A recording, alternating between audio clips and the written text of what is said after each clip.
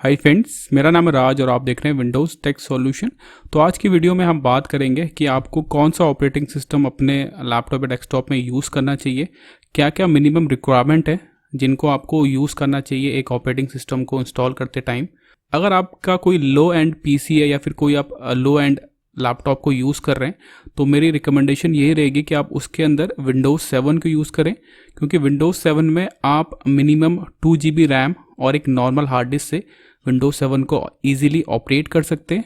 अगर आपको थोड़ी स्पीड को और इंक्रीज़ करना है तो आप अपने लैपटॉप या डेस्कटॉप में विंडोज़ 7 को यूज़ करते हुए उसमें 2 की जगह 4 GB रैम यूज़ कर सकते हैं, या फिर उसमें एक SSD हार्ड डिस्क लगा सकते हैं, जिससे आपकी जो विंडोज़ 7 की जो स्पीड है वो काफ़ी ज़्यादा इंक्रीज़ हो जाएगी।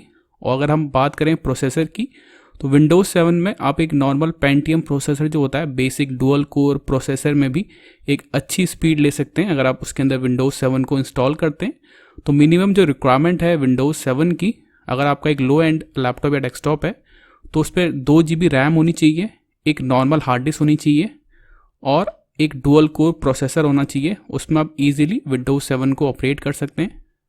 अब हम बात करते हैं विंडोज़ 10 के लिए। तो विंडोज़ 10 में आपको मिनिमम 4 GB रैम का यूज़ करना चाहिए और एक SSD हार्ड डिस्क उसके अंदर यूज़ करनी चाहिए आपको, क्योंकि एक जो SSD हार्ड डिस्क होती है वो एक नॉर्मल हार्ड डिस्क से 10 टाइम्स ज़्यादा फास्टर होती है। तो अगर आप एक SSD हार्ड डिस्क का यूज़ करते हैं विंडोज़ 10 में और उसके साथ 4 GB रैम यूज़ करते हैं और जो प्रोसेसर है वो मिनिमम आप i3 प्रोसेसर हो तो ही आप विंडोज़ 10 में जाओ, वरना अगर आपका जो प्रोसेसर है वो i3 से कम है, इन केस वो डुअल कोर है, तो आप विंडोज़ 10 अपने लैपटॉप या डेस्कटॉप में यूज़ मत करो, क्योंकि आपको बहुत ही स्लो स्पीड मिलेगी और उसमें आप जो भी टास्क परफॉर्म करना चाहते हैं वो सही से परफॉर्म नहीं होंगे। तो अगर आप विंडोज़ 10 यूज़ कर रहे हैं तो at least 4 GB of RAM use करें, एक SSD हार्ड डिस्क यूज़ करें और जो प्रोसेसर है आपका मिनिमम i3 प्रोसेसर होना चाहिए, तो ही आपको एक अच्छी स्पीड मिलेगी, आप ढंग से काम कर पाएंगे विंडोज़ 10 के अंदर। अब हम बात करते हैं विंडोज़ 11 के लिए। तो अगर आप विंडोज़ 11 यूज़ कर रहे हैं तो मेरी रिकमेंडेशन ये है कि आप एटलीस्ट 4 से 8 GB रैम का यूज़ करें और एक SSD हार्ड डिस्क होना कंपलसरी है विंडोज़ 11 के लिए। और जो आपका प्रोसेसर है वो मिनिमम एक i5 7 जनरेशन से ऊपर का होना चाहिए, तो ही आप विंडोज़ 11 में एक अच्छी परफॉर्मेंस का मज़ा ले पाएंगे। अगर आपकी जो रिक्वायरमेंट है इससे कम रहेगी ना तो विंडोज़ 11 तो आप इजीली इंस्टॉल कर लोगे, पर जो उसकी परफॉर्मेंस है वो आपको बहुत ही ज़्यादा लो मिलेगी।